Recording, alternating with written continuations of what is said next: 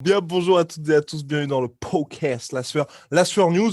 Aujourd'hui, on va s'intéresser, mon cher Rust, au départ d'Alistair Overeem et de Junior Dos Santos de l'UFC. Un véritable choc pour l'un des... C'était Oui, une annonce coup de poing, quoi. une annonce coup de poing, mon cher Rust, ça nous a fait un petit peu cet effet-là. Oh Oh Donc, on a un petit peu de mal. On, l'a- on avait travaillé la Corée avant. On a un petit peu de mal à s'en relever, mon cher Rust, et puis on va voir toutes ces raisons qui ont poussé l'UFC à se séparer de ces deux véritables légendes. Mais tu sais que là, avec ce que tu viens de faire, le jeu d'acteur et tout, j'ai des flashbacks de C'est pas sorcier. En vrai, ça fait trop plaisir. Eh ben, c'est formidable, ça tombe bien, parce que Serge va nous balancer le générique. Allez, Rust, envoie la Allez. sauce.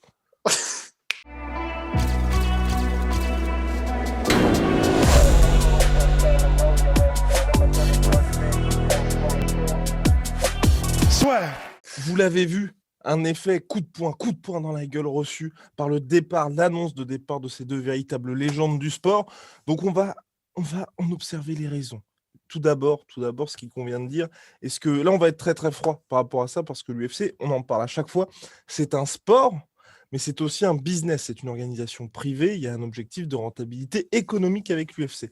Donc là, certes, il se sépare de Junior Dos Santos, 37 ans, Alistair Overeem, 40 ans, mais il y a des raisons bien évidemment derrière ça, surtout que ce sont deux membres du top 15, 12e pour Junior Dos Santos si je ne m'abuse, 7e pour Alistair Overeem. On va commencer par le cas quelque part le plus évident, qui est Junior Dos Santos, mon cher Rust. 4 défaites consécutives par TKO, certes face à des tueurs à gages, mais 4 défaites par TKO quand même. Et là, il y avait aussi ce petit sentiment, mine de rien, qu'il était grand temps pour lui de changer d'air.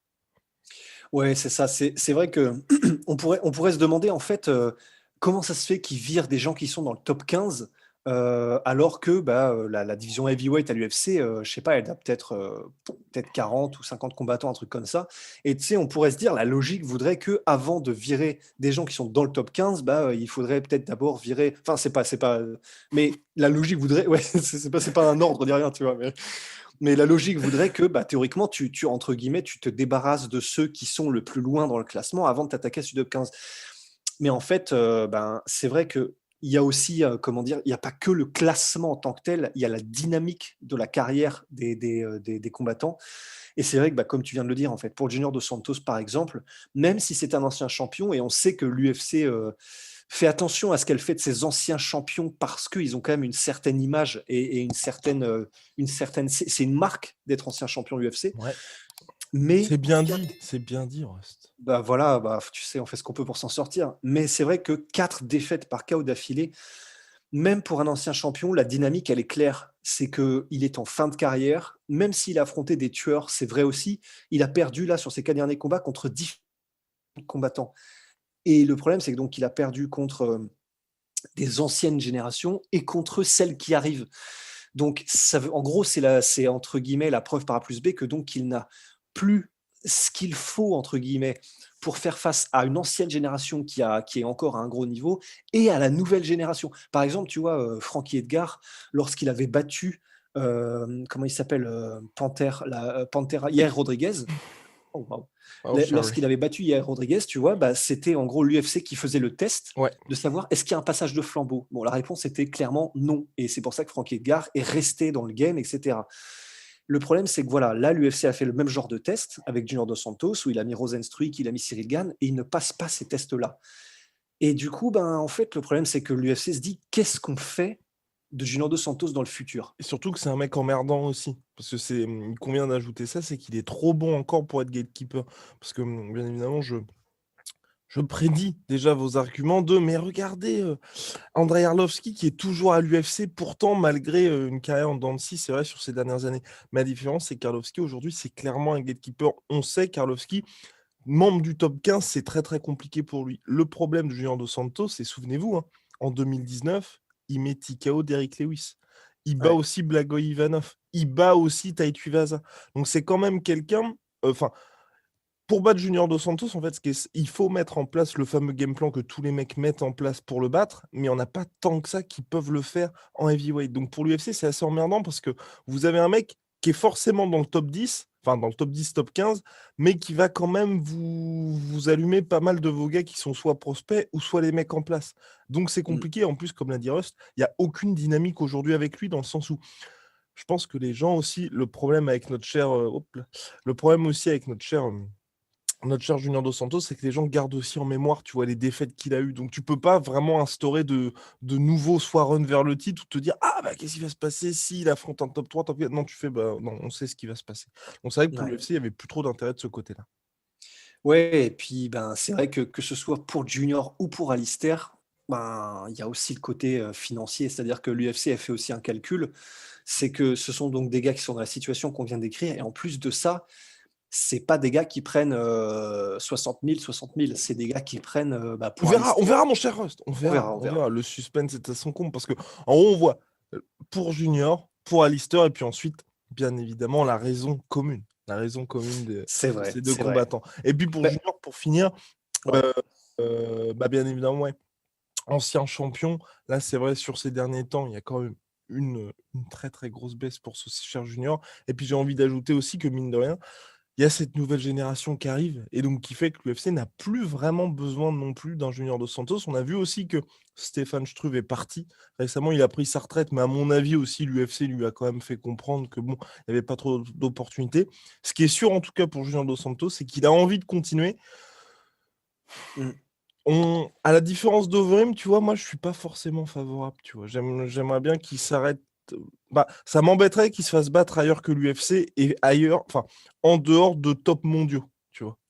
Ouais et puis c'est vrai qu'en fait, il y a aussi ce côté, et c'est triste et ça me fait vraiment ça m'emmerde de le dire, mais je vois pas quel attrait, parce qu'on sait qu'il ne progresse plus, en fait et ça fait déjà très longtemps qu'il ne progresse plus ou vraiment très peu et du coup, j'ai pas envie de le voir prendre des dommages supplémentaires, de le voir prendre des KO en sachant que, ben, la courbe de progression, maintenant, elle est quasiment plate.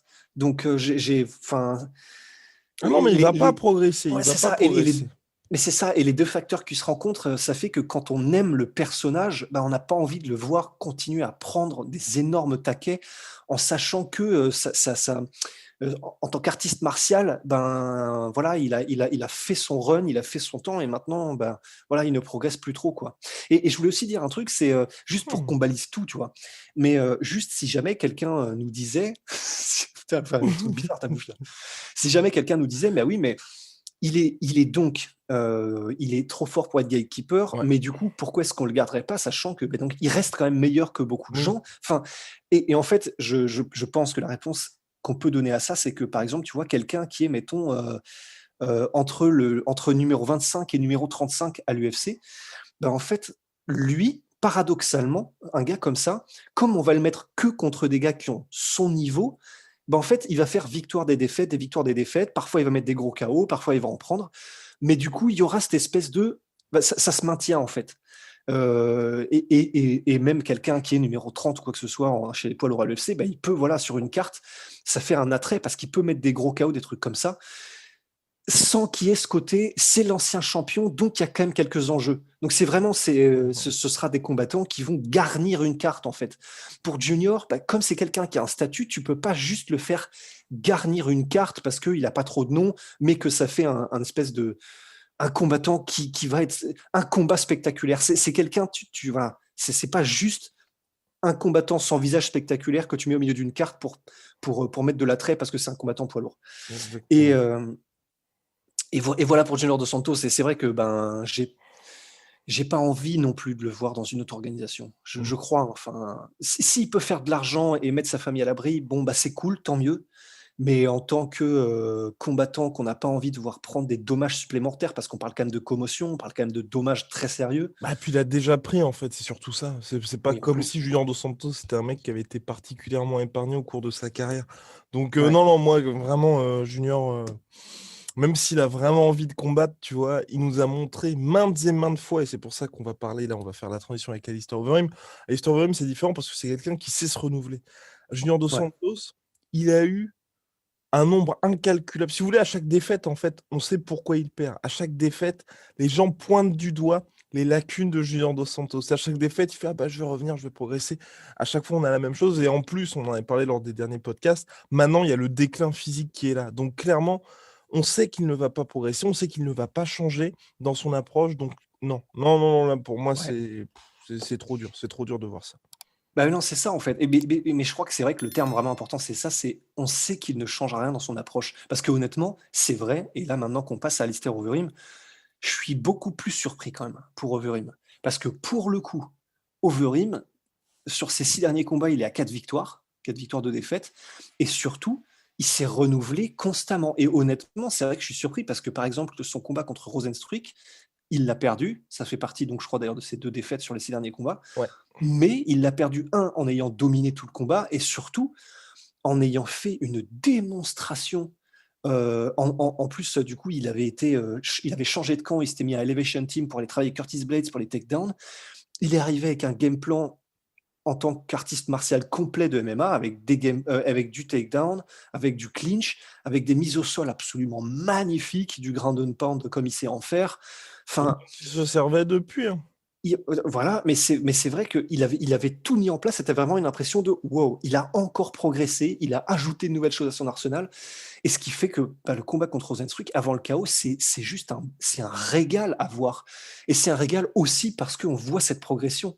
Donc, pour Overeem, j'avoue que je suis beaucoup plus surpris parce que pour le coup, c'est vraiment quelqu'un que j'avais, à la différence de Junior Dos Santos, que quand il est sur une carte, j'avais hâte de le voir, tu vois?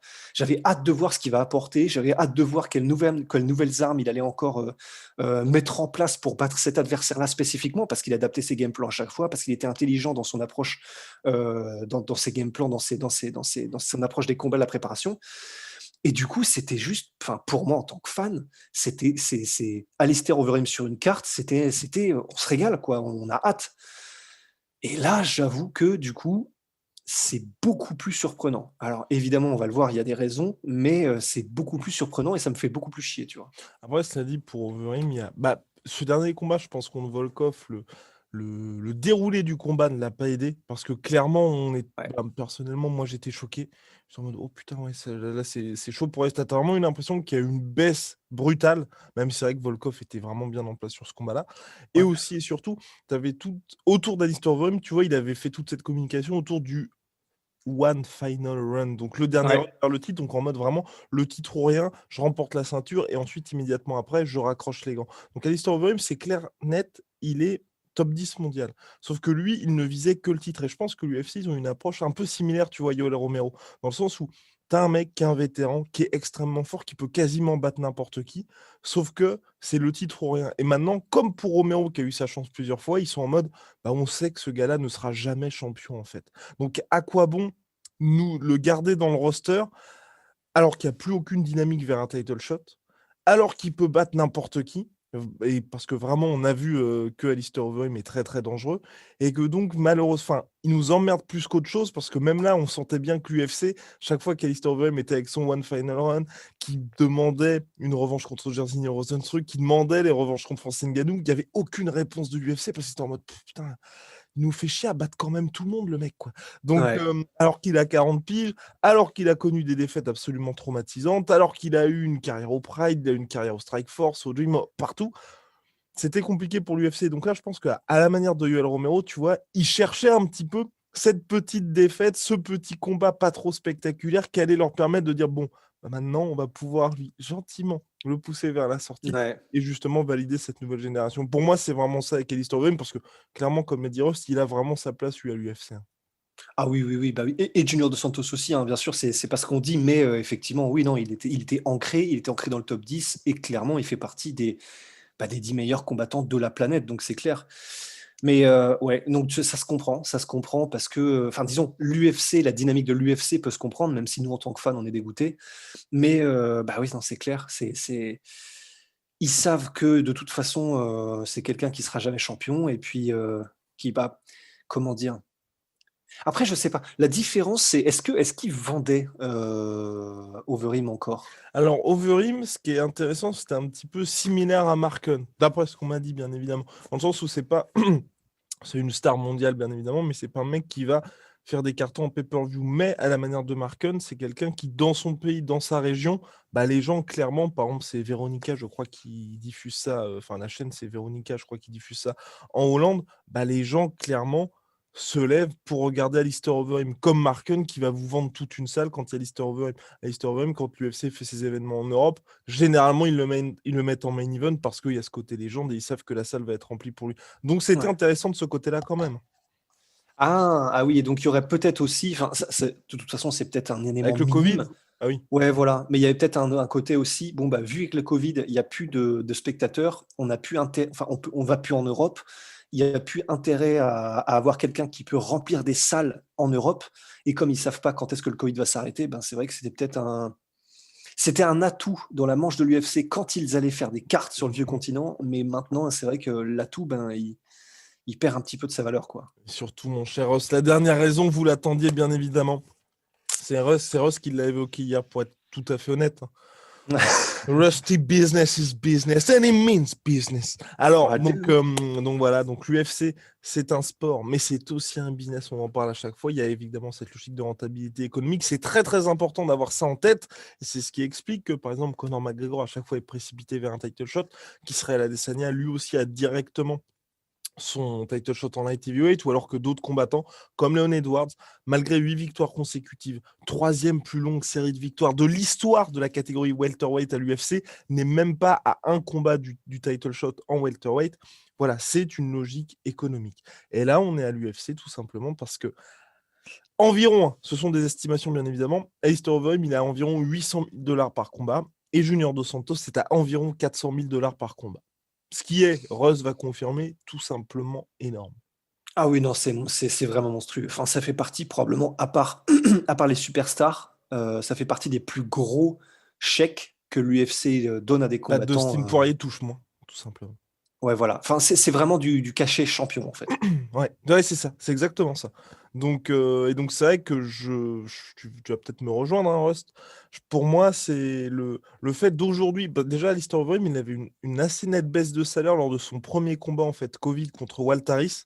Ouais, Ouais, on se souvient, il était à ouais. quoi? 440 000. Alors attendez, je me permets parce que je sais que Rust Ouais. risque de me frapper. J'ouvre Wikipédia pour Non, non, regarder non, le salaire, mon cher c'est vrai Rust. que, bah, parfois je me perds un peu, mais oui. Alors, on va regarder donc pour Alistair Overeem, mais c'était assez. Donc, il était à 800 000, entre 750 et 800 000, ce qui est énorme, hein, ce qui est énorme. Ouais. Mark Hunt était aussi sur le même contrat, et c'est vrai que c'est pour des vétérans comme ça, en fait, il y a aussi ce côté. Pas Alistair Overeem, mais Mark Hunt sur ses derniers combats, c'était vraiment bon. Allez, je viens, je viens prendre ma maison tranquillou, Ouais. et puis je fais mon petit camp d'entraînement. Alors, donc, Waltaris, Alistair Overeem. Donc, on était à Alistair Overeem qui avait touché, tac, tac, tac, tac, tac, tac, tac, tac, tac. Ouais, 400 000 $ pour ce combat-là. Donc, il y a eu une grosse baisse de salaire, mine de rien, sur son salaire habituel de 800 000, mais qui restait tout bonnement énorme. Et c'est vrai que pour des combattants qui aujourd'hui ne vont plus animer la catégorie, qui ne vont plus être main event, pourquoi? Parce que tout simplement, ils ont plus cette légitimité sportive ou cette série de victoires qui leur permet, ou ce côté prétendant au titre, parce que je pense à Tony Ferguson ou à d'autres gars comme ça, vous pouvez perdre 2-3 fois, mais vous êtes toujours dans le mix. Là, les gars ne sont plus dans le mix, donc justifier un salaire de 800 000 et 400 000 $ à l'UFC, c'est un peu compliqué pour l'organisation, surtout qu'aujourd'hui, on a vu, hein, il y a la nouvelle génération qui arrive, les Cyril Gane, les Jairzinho Ouais. Rozenstruik, donc Ouais. Et difficile de justifier tout ça. bah, c'est difficile et alors c'est une question que je pose parce que je sais pas, mais d'ailleurs, enfin, est-ce que l'UFC peut, après avoir augmenté, parce que là, le fait qu'ils ont coupé la paye de Alistair Overeem, c'était en gros, il y avait l'excuse du Covid en mode, bah, vraiment, il y a des baisses de salaire parce que, c'est difficile pour tout le monde, et cetera. Mais est-ce qu'en temps normal, disons, l'UFC permet, enfin, de faire, parce que j'imagine que dans une carrière à l'UFC, ton salaire augmente à chaque fois et à chaque fois que tu signes un nouveau contrat, bah, c'est pour avoir un meilleur salaire. Mais du coup, par exemple, quand tu perds de la valeur en tant que combattant, est-ce que l'UFC te propose genre d'avoir un contrat de moindre? Enfin, Ah ce bah serait oui. ce serait Ah si, si, oui, si, oui, oui. Bah, par exemple, Andrei Arlovski touche beaucoup moins maintenant que ce qu'il touchait avant. d'accord, ouais, Ouais, OK. ouais, bah oui, oui, oui. C'est Mais, normal, hein, mais enfin, je après, veux tu dire, touches plus c'est de bonus. Par contre, c'était pour tout ce qui est Reebok, par rapport au Reebok Deal et bientôt ouais, Venom, où en fait, plus les mecs apparaissent à l'UFC, plus ils ont de. OK. Et donc, par exemple, Arlovski, son contrat a été revu à la baisse pendant son donc dernier run là à l'UFC, de 10 ou je sais plus combien de combats. Exactement, mon cher Host. On va D'accord. reprendre l'historique. On va reprendre l'historique. Pas de Ouais, panique, pas de panique. Alors, tac, tac, tac. Alors, regardons les salaires. Je vais vous retrouver ça. Je vais vous retrouver ça. Mais en tout je cas, veux c'est vrai que bien. pour l'UFC, c'est un petit peu compliqué parce que, par exemple, si on reprend voilà, l'événement UFC Fight Night Arlovski contre Josh Barnett. Donc, on a deux hommes qui sont en main event à Hambourg, en Allemagne. Donc, qui est bien évidemment un marché important pour l'UFC, mais pas le plus gros marché. Et c'est vrai que là, vous regardez, la billetterie, elle fait 913 000 dollars. Donc, rien que ça, quand vous avez une billetterie, vous couvrez quand même les plus gros salaires. Et c'est vrai qu'aujourd'hui, si, comme l'UFC, bien évidemment, n'a certes plus la billetterie, vous allez me dire oui, il y a le deal ESPN, mais quand même, vous avez cette grosse rentrée d'argent intéressante pour l'UFC qui est partie. Donc, je pense que l'organisation, même là, quand vous voyez, à part des énormes cartes comme l'UFC 259, on est dans une logique aujourd'hui à l'UFC où c'est main event, co-main event qui sont impressionnants. Et le reste, beaucoup moins. Et c'est vrai que quand vous avez des combattants comme Junior Dos Santos ou Alistair Overeem qui peuvent plus prétendre à ce spot, je pense que vraiment, ils sont en train de se dire, est-ce que ça vaut le coup de payer un gars 400 000 ou 800 000 dollars alors qu'on peut avoir un Cyril Gane ou un Jairzinho Rozenstruik qui nous coûte finalement deux fois moins et qu'on va pouvoir mettre au-dessus. Je pense que vraiment la logique de l'UFC, c'est là, surtout que, on le rappelle, hein, le deal ESPN, c'est garanti à chaque fois, que ce soit en pay-per-view ou en Fight Night. Donc, il y a l'UFC est beaucoup moins dépendante finalement des pay-per-view par rapport à avant. Alors, Mm. donc au niveau des salaires, donc notre cher Andrei Arlovski, il était donc à. Donc là, c'est les dernières estimations qu'on a pour lui. À l'UFC 191, donc en septembre 2015, en fixe, hors bonus de vestiaire, salaire officiel diffusé par la commission athlétique du Nevada, il était à 225 000 dollars. Et donc, on va prendre.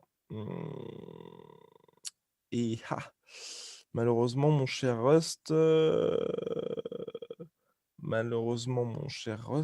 c'est le problème, c'est que c'était en 2015 Eh oui. et que depuis, en tout cas, ce qui est sûr, c'est que son salaire avait augmenté par rapport à avant, donc les UFC 70 qu'il a fait en 2007, où il était à 70 000, à 145 000 dollars.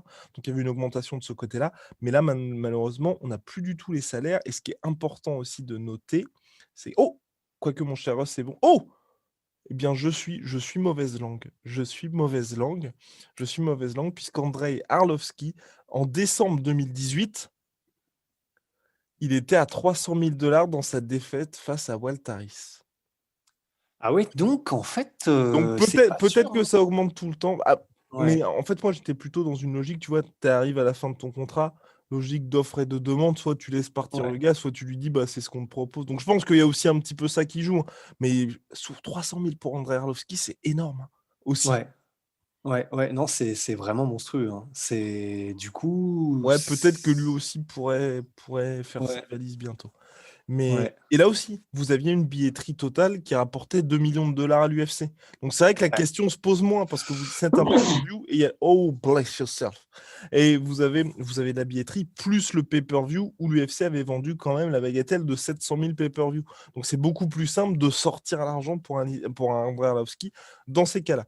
En tout cas, bref, le salaire a bien évidemment joué pour ces deux combattants. On est assez triste. Alistair Overeem, cependant, moi aussi, j'ajoute aussi une petite pierre au côté triste, c'est que il n'aura pas eu cette ceinture UFC. Il n'aura pas eu cette ceinture UFC, Alistair Overeem, mais Ouais. ça aurait été beau quand même. Ça aurait été vraiment beau qu'il puisse l'avoir. Bah, il sera pas passé très loin, Ouais. mais et bah, c'est clair qu'il y a toujours eu ce petit côté, il est à un punch. Bon, après, c'est les poids lourds, mais particulièrement Alistair, il est toujours à un coup de trébucher alors qu'il domine, alors qu'il fait des performances de ouf et tout. Donc, Alors qu'en plus, il a fait taper Stipe Miocic quand même. Oh. oh, Oh. Mais alors, pour celles et ceux qui l'ignorent, hein, c'était un des plus grands moments de solitude de l'histoire de l'UFC. C'était terrible. Pour ma part, voilà, j'étais pour Alistair Overeem lors de son title shot contre Stipe Miocic. Il réussit le knockdown à Cleveland en plus, hein, à Cleveland. Donc événement organisé pour Stipe Miocic. Il réussit le knockdown. Ensuite, il tente une guillotine, je crois. je crois aussi. Je crois que c'est une guillotine. Et ensuite, bien évidemment, Alistair Overeem se fait finir en ground and pound absolument monstrueux. Et directement après, donc bien évidemment, Stipe Miocic s'était sorti de cette guillotine. Alistair Overeem se prend un ground and pound monstrueux, il est mis KO. Joe Rogan, et c'est après cette post-fight interview que l'UFC a dit on ne fait plus d'interview des mecs qui sont mis KO parce que bah, ils n'ont pas bah, Bah, ils sont toute leur pas, ouais. capacité de discernement, exactement. Et donc, il y a Alistair Overeem qui dit, donc tu as Joe Rogan qui fait, alors, qu'est-ce qui s'est passé? Bah, il a tapé pour la tentative de guillotine Stipe Miocic. Et là, Joe Rogan, qui lui a fait, bah, pour moi, je vais pas dire que c'était un bitch move, hein, mais c'est un petit peu dur, en fait, de vraiment d'afficher le gars. Il fait, ah, ok, il a tapé, bon, on va regarder ça sur grand écran. Ouais, après pour sa défense, il l'a dit en mode vraiment Joe Rogan, tu sentais Oui, qu'il voulait aider le gars, du coup il était en mode oh ah bah écoutez, on va regarder ça en mode il voulait l'aider, tu ouais. vois. Après, moi, je sais pas, j'aurais plutôt été, parce que comme Joe Rogan, il a quand même l'oreillette, je pense qu'il y a quelqu'un qui lui a dit, non, non, Joe, en fait, enfin, il a pas tapé, tu aurais juste dit, ah, bah, c'est parce que les images ont montré, merci Alistair pour ta carrière, on espère te revoir bientôt, tu vois. Donc là, Joe Ouais, Rogan affiche l'écran géant, et s'ensuit, allez, 45 secondes d'Alistair qui cherche le moment, Joe Rogan, ouais, un silence de mort dans la salle. ouais, c'est terrible. Et bon, bah en fait, non, Stipe Miocic n'a pas tapé, donc très, très, très, très compliqué. Parce que donc, Ouais. vous êtes en direct d'un pay-per-view, non, Ouais, non, c'est dur, c'est dur. horrible. Ouais. Donc bref, donc tout ça pour dire que ouais, Alistair Overeem n'aura jamais eu cette ceinture à l'UFC. Moi, personnellement, pour la suite, j'aimerais bien le voir au Bellator. Je pense qu'il peut faire des choses au Bellator. Il y a des combats sympas, et surtout, je pense qu'il peut être champion au Bellator, tu vois. Et Et on va pas se mentir, au Bellator, on sait qu'il y a un petit peu, il y a pas l'USADA, forcément. Moi, j'aimerais bien voir aussi un nouvel Uberim avec cette intelligence du combat qu'il a gagné ces dernières années. Ce serait intéressant, ça c'est sûr. Mais après, moi j'aurais trop peur qu'ils prennent des KO aussi au Ah Bellator et que oui, du coup les ok. gens soient en mode c'est ridicule, machin. Enfin, Tu ça me ferait penses? encore Moi, je plus pense mal. qu'il peut devenir champion pour le coup, tu vois, au Oui, Bellator. il Avec la peut. prof qu'il a actuellement. L'approche Ah qu'il oui, a il a, actuellement, pardon. il a largement de quoi, mais j'aurais trop peur. Tu sais, Sergei Kharitonov s'est pris des KO au Bellator. Oui. Enfin, tout le monde prend des KO un peu par des gens complètement inconnus au bataillon, au Bellator. Et en gros, c'est quand même du coup ta stature et ton palmarès qui en prennent un coup et ça me ferait mal, tu vois. Ça me ferait Donc, tu trop irais mal. vers quoi pour lui, toi, plutôt? Honnêtement, il est très apprécié au Japon. Je me dis pourquoi pas Rising, où là il prendrait des chèques énormes. Je me dis pourquoi pas. Ok. Et un retour au kickboxing? Non? Peut-être un peu chaud. Après, le Glory va peut-être sauter sur l'occasion parce que c'est quand Mhm. même un nom, etc. pour lui mettre Rico Verhoeven et puis ça La fera trilogie contre Badr Hari? à la Eh, limite, ouais. honnêtement, je regarderais. Honnêtement, je regarderais. Moi aussi, je pense. Ouais. Mais ils sont Ah. potes maintenant en plus, je crois. Ouais, Mais bon, c'est pas grave, hein. et Mais, alors? Et alors? oui. On regarde nous deux. Non, Non, mais oui, mais c'est bref, vrai, ouais. pourquoi pas. Ouais. Bon, bah voilà, mais ouais, et puis le Rising, ça pourrait être une autre option. Mais c'est vrai que là, le Rising, ces derniers mois, comme ils sont un petit peu moins présents, on va dire, que quand il y avait Mirko Cro Cop, ou même le fameux combat de Fedor de son comeback. Bon, mon cher Rust. Ouais. C'est peut-être une option un petit peu moins possible. Big shout out à My Sweet Protein, moins 25% supplémentaire avec le code la sueur sur les oh là là, sur les soldes avec le code la sueur, et Venom, sponsor de l'UFC, sponsor de la sueur, moins Course. Hmm. 10% sur tout Venom avec le code la Ah sueur. oui.